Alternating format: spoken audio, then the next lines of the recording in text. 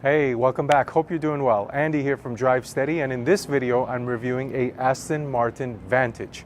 So listen up, the Vantage is the baby car in Aston Martin's lineup, and when you see it in person, baby or entry level are the last words that come to mind.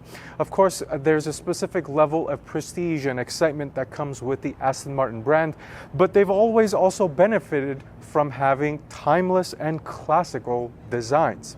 But the sports car market has changed. Things have evolved. The competitive market is even stronger now, with buyers wanting more power, more luxury, more refinement, basically more of everything. So the question now becomes, does this new Vantage have enough to compete with the top competitors in this segment? We're going to find out in this review of the Aston Martin Vantage.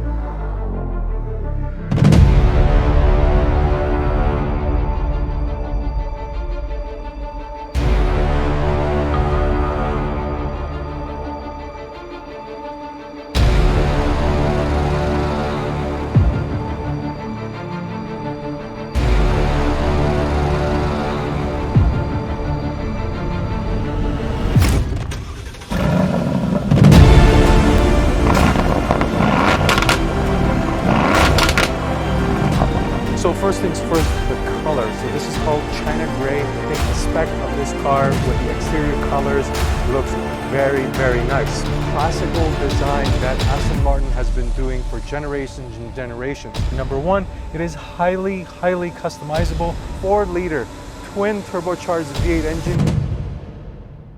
And let's go.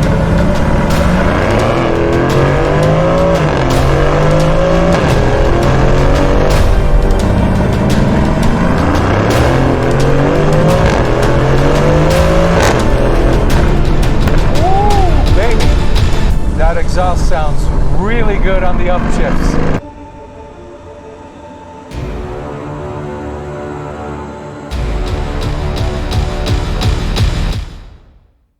Alright, so let's start the review off by talking about the exterior design of this Aston Martin Vantage. So first things first, the color. So this is called China Gray. It's actually a very appealing color.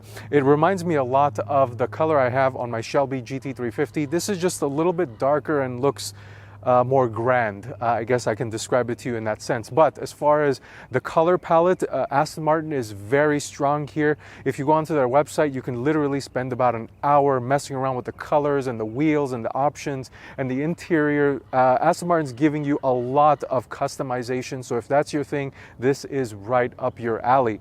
Now, as far as the size goes, the Vantage is quite small in person. It's 2 inches shorter than a 911, but it's much wider, so it has a much deeper presence and a nice aggressive look from the front end and from all the angles. Speaking of angles, my personal favorite angle of this car is that 3/4 rear view where you can see the wide hips of the Vantage, and it's a really nice looking car. One last thing to touch upon, when you see this car in person, you're going to notice that it's a lot more angular and sharper and more aggressive than the prior generation of the Vantage. That's not a bad thing. I think this brings it up to the times as far as modern design go, and I think this car is going to age well and continue on in that lineage of classic, timeless Aston Martin design. All right, just two quick things about the front end design. First things first, the headlight. You'll notice that these are a major departure from the prior generation. They're a lot narrower, skinnier, they look completely different, but I think they look really nice and very aggressive, suited to the rest of the design of the new Vantage. One thing I would change about them are the running lights. They seem like such an afterthought, and I wish they were more apparent and more out there. Maybe something that runs along the entire running light or the entire headlight itself, because it seems like it's such an afterthought. It's just pushed off to the side. And the second item is, of course, that big mouth opening or the big grille opening on the Vantage. A lot of people were kind of shocked by this. I think it looks in line with what Aston Martin has been doing in the past. It's just a little bigger, and I personally don't have an issue with it, because what that means is more cooling. And speaking of cooling, let's see what this thing is providing cooling to. Let's move to under the hood and talk about the engine details. All right, so now let's talk about the engine details, but one interesting thing about this hood. This is a clamshell hood, but the interesting thing about it is how it's released, the hood latch. You would expect that it would be on the driver's side, but it's not, it's on the passenger side. And I'm assuming this is happening because when Aston Martin is building this car, it's for the right-hand drive market, and when they switch it over to the left-hand drive market, they just were lazy and they didn't move it. So if you're looking for your hood latch, it's on the passenger side, not on the driver's side. So going to this engine, it is a 4-liter twin turbocharged V8 engine making 503 horsepower and 505 pounds-feet of torque. It has a 7,000 RPM redline, which is very impressive considering that this is a forced induction car. And it's mated to an 8-speed automatic transmission. This is a ZF unit that you see in most cars nowadays. But Aston Martin is doing something very cool. For the 2022 model year, they're giving you the option for a dogleg 7-speed manual transmission, which should give this car a very unique characteristic. Now, about that transmission, it is a transaxle mounted car, so the transmission is mounted in the back of the car, right near the rear differential. Now, coming back to the engine, this is sourced from Mercedes. So a lot of people were kind of scratching their heads here, but this is common now. Mercedes and Aston Martin have a partnership where they are sharing parts, much like Toyota and BMW are doing for the Supra. Now, Aston Martin isn't just taking a Mercedes engine and throwing it in here. They are changing this thing a little bit. The exhaust, the intake, and all of the tuning is done by Aston Martin. So there is some unique Aston Martin engine characteristics here.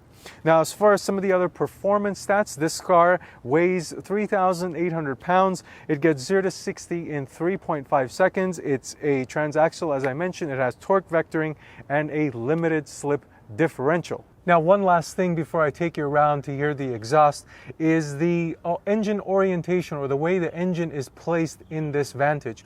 Now, it is in the front, but this is a front mid-engine car, and what that means, the engine is mounted behind the front axles very close to the cabin, and what this contributes to is a 50-50 weight balance. So the Aston Martin not only has a weight balance of front and back 50-50, but also cross left and right, and that's something that's very, very unique. I saw this in the Honda S2000 that I drove a couple of weeks ago, and that had a sublime handling characteristic. So now you've heard enough about the engine and the layout.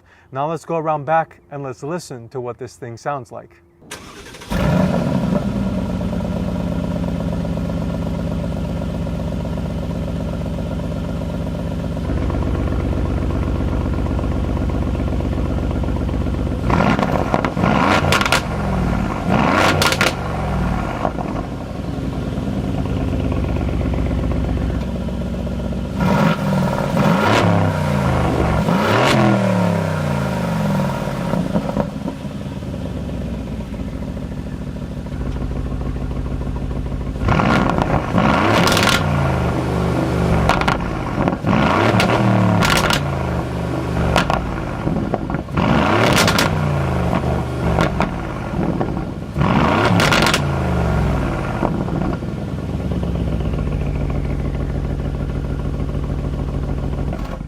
All right, so we made it to the rear end of the Vantage, and two highlights back here, the Lightbar style taillight and the integrated spoiler. So first thing, the Lightbar style tail lamp. This looks really, really cool. You see this in the Porsche 911, and it looks really nice here in the Vantage as well. Speaking of the 911, one thing I noticed about the taillight design of the Vantage is it's very reminiscent of a 991.1 generation of a 911. That's the first I saw it, and I was like, wow, that looks like a 911's taillight, but it doesn't take away from the fact that it still looks extremely cool. Now, this spoiler, this is an integrated spoiler into the trunk and flows very nicely with the rear end of the Vantage. It does have functionality or aerodynamic function. It provides 169 pounds of downforce at a high rate of speed. Now, let's move to the trunk. So this trunk is actually somewhat inconvenient to open, and let me explain. There are two ways of opening this trunk. There's a button on the interior, and then there's a button on your key. There is no comfort access, so if you want to open your trunk, when you're walking to it, you have to take your key out and push a button on the key fob. But once you open the trunk, you are greeted with a substantial amount of space. You can put a lot of stuff back here. If you're traveling, I would say one large piece of luggage and another medium size or smaller size, but there's an ample amount of storage room for your travel belongings. If you want to take this on a weekend getaway, I don't see any issues with doing that in the Vantage. So that's basically the trunk. Overall, from a design perspective, I think the Vantage from the front and from the rear is a very well-balanced car. Generally, you see cars where the front doesn't necessarily talk with the rear or vice versa, but that's not the case here in the Vantage, and that contributes to that classical design that Aston Martin has been doing for generations and generations. Now let's go around to the side and I'll show you what these really cool looking wheels and yellow brake calipers look like. All right, so now the wheels, tires, and brakes of the Vantage. So this car is fitted with 20-inch wheels. They're 20 by 9.5 up front and 20 by 11 in the rear. So it's a nice wide rear tire to fit those wide hips back there. You do have a nice level of customization available with the Vantage and its wheel options. So you can get silver wheels, you can get these graphite looking wheels, you can get black wheels, you can get 21-inch wheels. So you do have that level of customization. Now, the tires, these are 255 up front and 295 in the rear. Inside the wheelbarrow, you have substantial brake. You can get carbon ceramics in this car, but the steel brakes are more than adequate, actually have a very good amount of stopping power, and the brake pedal has a great feel. Now, to top it all off, you do have a yellow brake caliper. Again, you can paint these in multiple different colors, but this one is painted in yellow and it contrasts the China gray paint and the graphite wheel perfectly. I think the spec of this car with the exterior colors looks very, very nice. So that's basically the wheel tire package. Now let's jump onto the inside and I'll show you what it's like in there. All right, so now the interior portion of the Vantage review and a couple overview bullet point level details about this interior. Number one, it is highly customizable. You can pick multiple different colors, different materials, Alcantara, leather, cross between those two, carbon fiber. So there's a lot of customization, much like the rest of this car. You can really go in there and make this look the way you like. So that's always a added bonus. Next, there are a lot of buttons in this interior, and I'll detail that here in a second, but everything is button centric. There are no touch screens, there's no touch capacitive, everything is button. So if you're the button type of person, then you are going to really like this interior. Next thing, it's very roomy in here. I can see a taller individual being able to fit in here very comfortably. I'm 5'10", 5'11", and I have more than enough room. I could see myself even fitting in here with a helmet, and the seat isn't even at its lowest position. So now let's jump into a little bit of the details. The seat, there are two options with the seat. You have a regular seat and a sports seat. This is the regular seat. It is comfortable. If you check your expectations, you're not going to get a S-Class or a 7 Series type seating here. It is still a sports car, so it is a firm seat, but let's call it comfortable. Now, let's move to the steering wheel. So this steering wheel is the sport steering wheel, and it has a leather and carbon fiber outing or materials covered in it. The rest of this interior actually has a lot of Alcantara. The owner has decided to put it on the dash and the roof and on the seats, but I'm very, very happy that there is no Alcantara on the steering wheel. This is a nicely spec'd car, and the reason why I don't like that is because, or Alcantara on the wheel, is because it wears very quickly. So your touch points, like the steering wheel, the thing you touch the most, is in leather. I like that a lot, and it looks very, very cool. Now, the paddle shifters are column mounted, and they are carbon fiber as well. They look really cool, and the column mounted nature of them is unique. You see that in a lot of other exotic cars like Ferraris and Lamborghinis, etc. Now, the gauge cluster is actually really cool looking, but very simple at the same time. You have your tachometer in the center with a digital gauge cluster. It's all digital. There's a very basic amount of information, your trip, your fuel levels, the drive modes, all that stuff is in there, but it's not intimidating whatsoever and extremely easy to use. There isn't a lot of depth in the gauge cluster, and that's not a bad thing. I personally prefer that.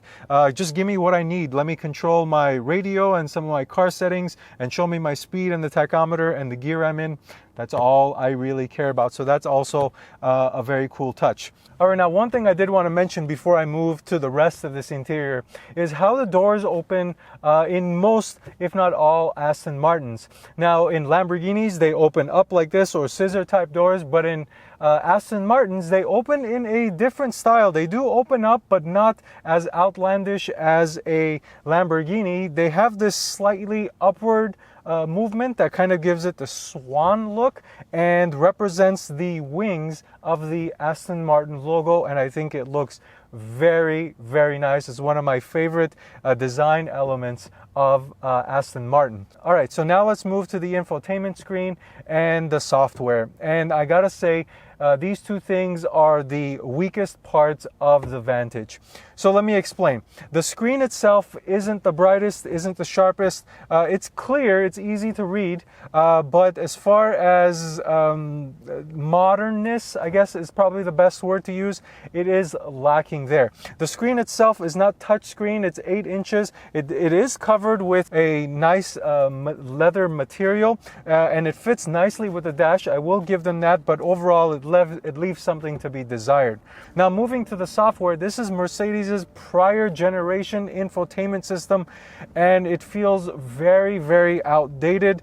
The system itself is easy to use, but me personally, I didn't like the the prior generation of the Mercedes software, and I don't like it in here.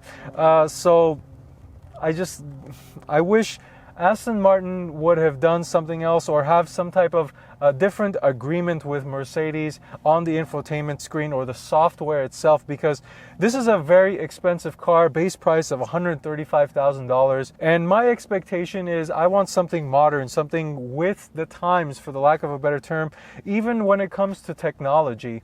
And this is one of the things I was talking about at the outset of the video. People want more, the customers want more, and this is kind of falling short for me. Next, let's move to the rest of it, and this is where you see the button theme. So the climate controls have a metal piece, which is basically lifted from a Mercedes, and the rest of it is all buttons. And it leaves, again, something to be desired. These buttons, I wish, they're plastic and they don't leave any marks and stuff like that, but I wish they were a little bit more high quality. There's something lacking here in this interior, and it's not comparative to what I would expect in the price range. Now, when I sat in the 911, that does have a bunch of buttons too, but more touchscreen. It felt higher quality or more technically savvy. These buttons by themselves make this interior look a little dated. And then the transmission selector is also buttons. The coolest thing about these buttons is this engine start stop, which is a glass button, and that looks very cool. You've got the Aston Martin logo. It lights up in red when you put your foot on the brake.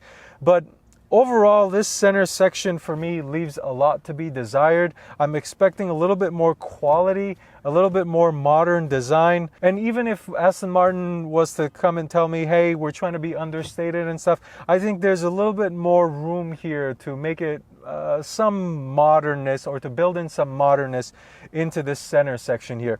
But anyway, let's move to the rest of it. As far as storage goes, you do not have a glove box in here, so you do have to rely on the door pockets and a center storage section here, which looks big enough for your phone and a nice case of sunglasses.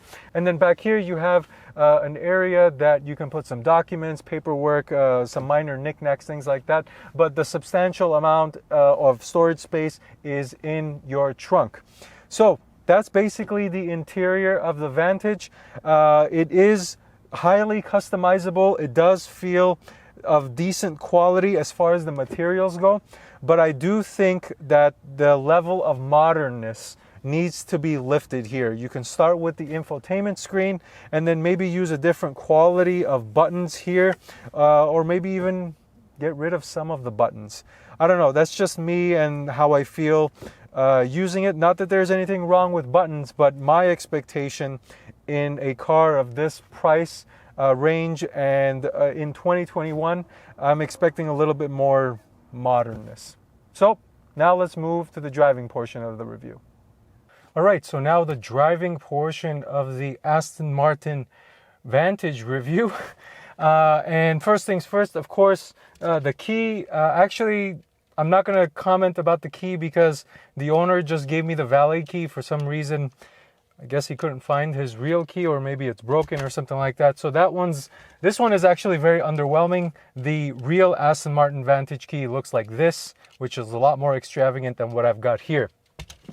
Anyways, now the visibility of this car, it definitely feels pretty open in here. Even though the roof is closed, I have good outward visibility out in front of me. The hood doesn't feel too long. I don't have any blind spots. This does have a very thin B pillar, so no issues looking over either shoulder or out back. As far as the camera technology goes, there is a 360-degree camera view here in the infotainment system, or you can switch it to 180-degree in the back. So it's adequate. It's not the crispest, it's not the most sophisticated, but it works, so that's always good.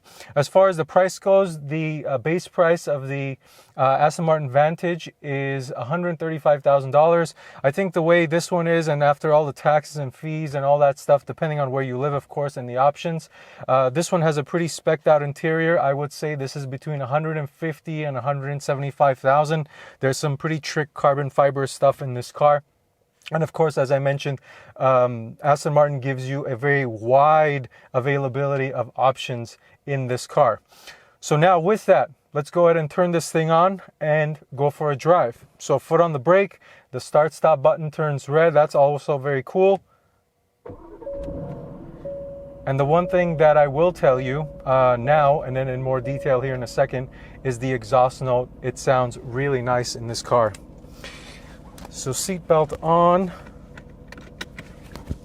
Let me turn on the AC with a button here, just a little bit. And let's go for it. So this one does have the transmissions using the buttons. So it's always interesting getting used to that, but it's not that big of a deal. So one of the things about this transmission actually, that's a little annoying, is the way it operates when you switch from paddle shifters to automatic mode. And actually I'm going to put that to the side here because I'm going to come out to a straight stretch of road and I'm going to take advantage of that. So let's just do it old school. Foot on the brake, give me some gas, build it up, and let's go.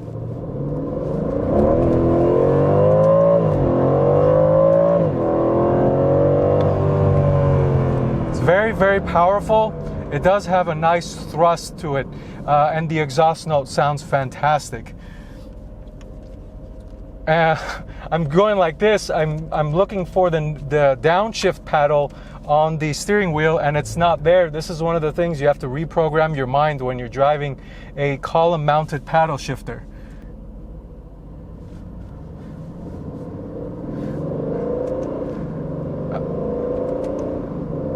So this is in sport mode, and one thing about the Vantage is its default mode is sport mode. There's sport mode, sport plus, and track. So I'm going to go ahead and put it in sport plus mode because that opens up the baffles of the exhaust. And I noticed that if you were the gunshot type of person where you like your exhaust to make the popping noises, you need to be in sport plus or track. So let's go.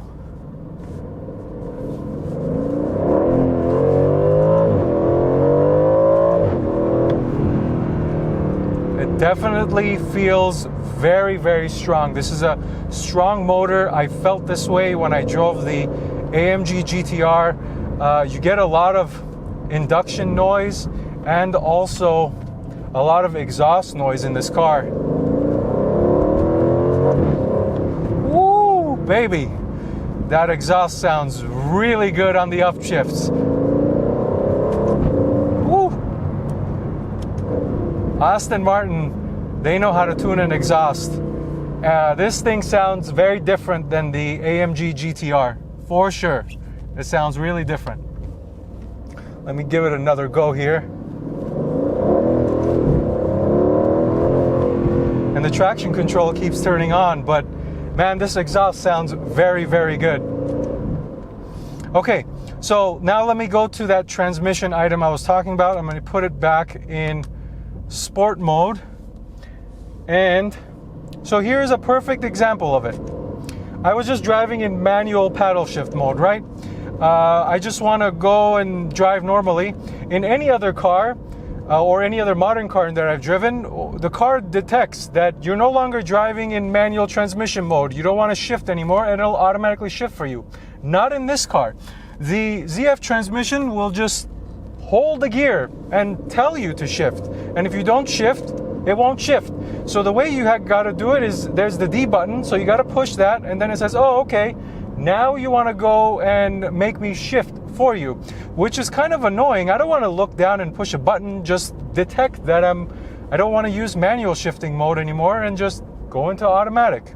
But anyway, I'm just complaining about minor things there with the transmission. Otherwise, the transmission, the paddle shifter communication is very good. The shifts are very immediate and very snappy. One thing that I wish this car had, considering the price point, is something more exotic, maybe like a double clutch. But again, I'm not complaining about it. That's just more because I'm expecting more in the price range. Now, the steering. This is one of the most sensitive steering cars, and what I mean by that is there is no loss of any steering input. Anything that you do, the front wheels are going, the car is going. So it's a very direct handling car. Any type of input will make the car steer. So there's no deadness in the steering wheel whatsoever. Now, the suspension is actually as I expected. So I want to clarify this and make sure your expectation is set when you're buying a car like this. Just because it says Aston Martin on there doesn't mean that this is going to be a luxurious, soft, comfortable ride. Generally, people have a misconception of Aston Martin and they think, oh, it's a luxury car. Not really. This is a full-on sports car, and you shouldn't expect like a magic carpet type of ride in here, because you're not going to get it. It is comfortable, it's tolerable, you can drive it on a daily basis, but this is not something that is sedan-ish. This is definitely a sports car feeling type of ride. Next, the daily drivability of this, branching off that suspension topic, it is tolerable. You can daily drive it because the seat is somewhat comfortable and soaks up the somewhat firm ride. Do not put it in Sport Plus mode or track mode for the suspension. Then it gets really, really jittery, and it's almost like I don't want to drive it anymore. Unless you're driving spiritedly, then it works well. But otherwise, if you leave it in just regular sport, it's pretty good. And the steering is light, and the transmission is good. It's effortless, and the exhaust always sounds good. So if you're bored, just listen to your exhaust. Even when you're driving slow, it sounds good. As far as the overall theme of this car, how can I put this to you? This is a drop-dead gorgeous car. It is stunning from all angles. Aston Martin does not disappoint, and they did not disappoint in the design of this car. Every which way you look at this car, it looks proportional, and it looks balanced, and it looks great. I'll put it to you that way. But let me continue on to the good things. The performance is very, very good. Even though this is a automatic transmission, and typically those aren't as engaging, the exhaust noise and the engine noise and the overall performance give it a good character. It's a good performing, good character car. And it's also fast, that's for sure. Now, the place where this car falls short, and I have to ding it strong for it, is the infotainment and some of the overall interior design. The infotainment I mentioned to you, it needs updating. It seems so old. Yeah, that needs some updating. And then the interior, I don't know if it's a quality thing or it's probably just the design. I would have liked to see a little bit more quality in this interior with some more finer materials, I guess is the best way to put it. So to answer the question at the outset of the video, does this car compete with cars like the 911? I think it does, but the 911 by far is a better rounded car. I hate to say that because this is an absolutely beautiful car, and if it was just based on looks, this, in my opinion, this looks so much better than a 911. But it's not just about that anymore. People want everything. People want a good infotainment system. They want a good, well-rounded car. But this is somewhat of a traditional, I don't know if maybe a Rolex is a good way to put it. This is a Rolex. It's a very expensive piece of equipment that has a function. But if you ask watch enthusiasts, a Rolex is a very basic watch. It's a mechanical watch. It is somewhat sophisticated, but still very basic. And this car suits that very well. I think it's a beautiful looking thing, but it is very basic. So those are my overall thoughts. Does it compete? Yes, it does. It depends on what you're looking for. I don't know. I'm so torn if this car is worth the price. Part of me says no, and part of me says yes when I look outside, when I go outside and I stare at it when I'm walking away. So there you go. Those are my thoughts. If you have any other questions, because I know I didn't answer everything, please send me a comment down below or on my Instagram page at DriveSteady. Otherwise, thank you for watching this video. Until next time, drive steady.